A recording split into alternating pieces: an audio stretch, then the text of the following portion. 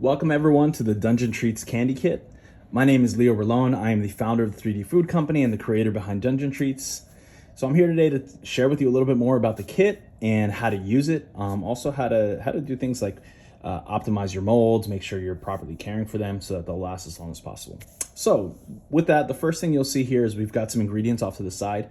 Now, some of you purchased the kit with ingredients, others did not. So every kit's gonna vary. The packaging size will also vary because some of you ordered maybe just one or two molds, others ordered, multiple molds. So the package size will vary. In this case, what we're looking at is one of our subscription kits. So this one is gonna contain 9 food safe silicone molds. So with that, I'll go ahead and open this up. All right, and fantastic. Inside, immediately what you'll notice is we have our how-to guide. And so this is just a simple kind of scan QR code website that will take you to our recipes and other fun things that we have that we're going to be including over time on our website. So we definitely recommend keep this close by, maybe photograph it and have it in your phone so that over time you can continue to access all of our ingredients, or all of our recipes, I should say. And so that's that. With that, we'll kind of enter really the special part of the kit here, which are food safe silicone molds. And so in most cases, you're gonna be getting these inside of these kind of plastic bags. But we've removed them just to avoid noise and complication. So yeah, immediately what you'll notice here is you're having a variety of molds. And so hopefully you're as excited as we are when we receive these boxes here. Immediately what you'll see here is that molds are various sizes and different types of molds. So I just kind of want to give you an overview of what they are and how they work. So the first one you'll notice here are medium-sized molds. And so these are things like your D20 mold. We have a mimic chest, we have your dragon egg, and a few other words like the owlbear. Now, all of these have what are known as a single cut here. And so this is the way you're able to sort of demold. Essentially what you're going to be doing is creating your gummy mix. You'll be pouring it inside of your mold. And once that is finished, all you really have to do is pull it apart and pull them out. Now, in our tutorials, we go over how to do that, so you should see that a little bit better. But what I want to share with you now is kind of the procedure for pouring. So, or maybe I should say a couple quick tips for pouring. So what you'll notice is that like these molds almost look like they're broken. And that's a good thing. This is what is known as keying a mold. So it's like a key. It has kind of these crooked lines that allow the mold to come together really, really, really smoothly and seamlessly. And so suddenly what you have is a condition where you almost barely see that line. And that's really good because that essentially indicates that as I'm pouring into my mold, I'm not going to have any seeping, right? I don't want any of the gummy mix seeping out or the chocolate mix seeping out. So this is a really good thing. Now, if you accidentally don't close that up too well, and let's say it's like this, then you're gonna have leaking. So if you ever get any leaking with these molds, there's a very good indication that your connection point isn't as close as it can be. So definitely we recommend making sure every time that you're gonna use these to make sure that that's nice and closed up. If you are not, or if you pour a mold, for instance, and you place it on a plate and you put it inside the fridge, what may happen is you want to avoid the mold sitting on like a not an even surface or a flat surface, because that too can create situations where the mold starts to open up. So definitely always try to put this on a flat surface, like a cutting board or something like that, and that's how you put them in the fridge. So that's our D20. The mimic mold is very similar to that, and the dragon egg mold, as I mentioned before. So next up we have here our sentinel mold, and so this is one of our larger molds.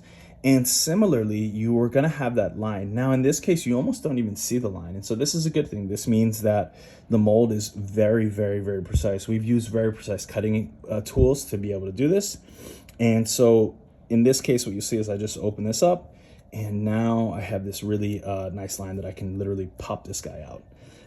And so popping candies, gummies, chocolates, things like that are really, really, really simple. You just kind of want to get in there and grab them out, making sure that you're opening up at the same time. So again, between pours, just make sure that there's no residue inside of there. Make sure there's no candy that was left over.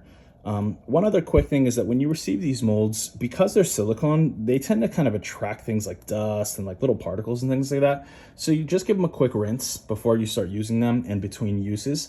This will allow to make sure that your gummies are always as clean as possible.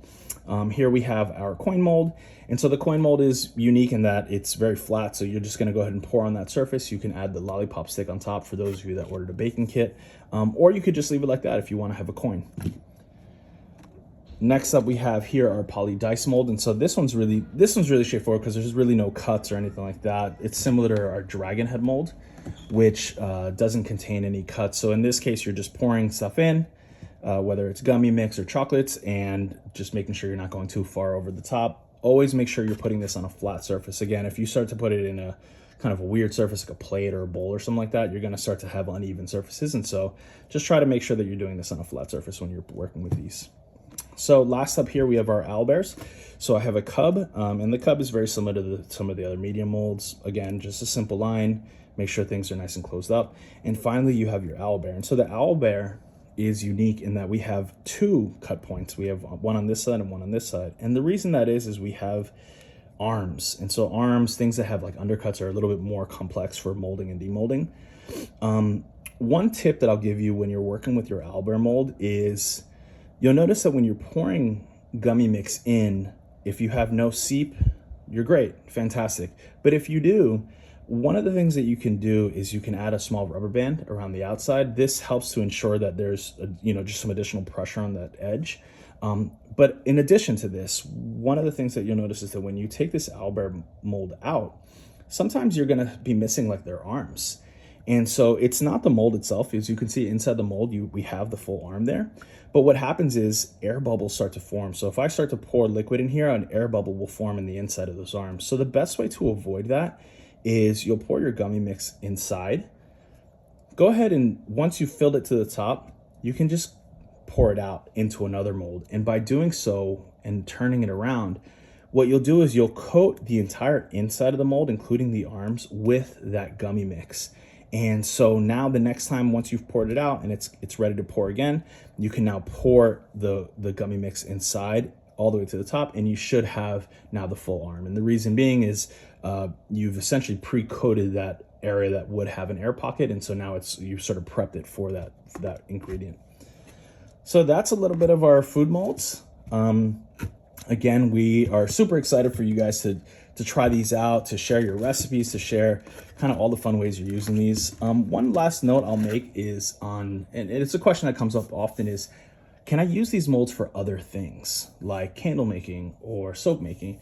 And so the short answer is yes, absolutely. These are silicone molds, and so silicone is really great for anything that is at one point liquid that turns into a solid, including things like hard candy or ice and things like that.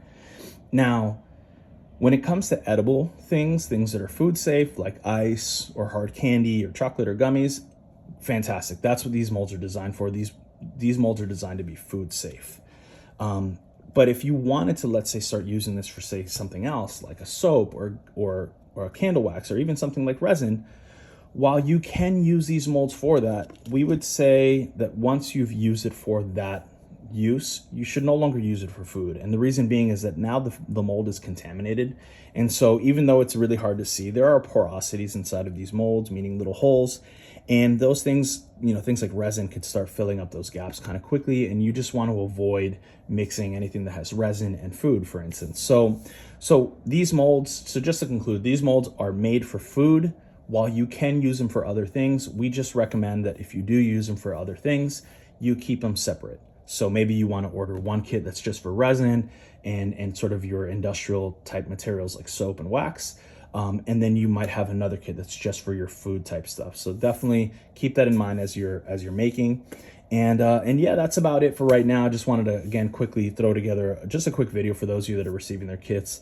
I just want to share, I'm super grateful for everyone that's backed this project. As you can see, it's been a long time in the making. We've so many details and so many things here. So we're just really excited for everyone to be on board, and we're anxious to hear your feedback. And yeah, we're anxious to get crafting some gummies and some candies and seeing kind of what you guys come up with. So yeah, once you do, please feel free to tag us on our socials. We're on TikTok under the 3D Food Company, or on Instagram under 3D Food Company.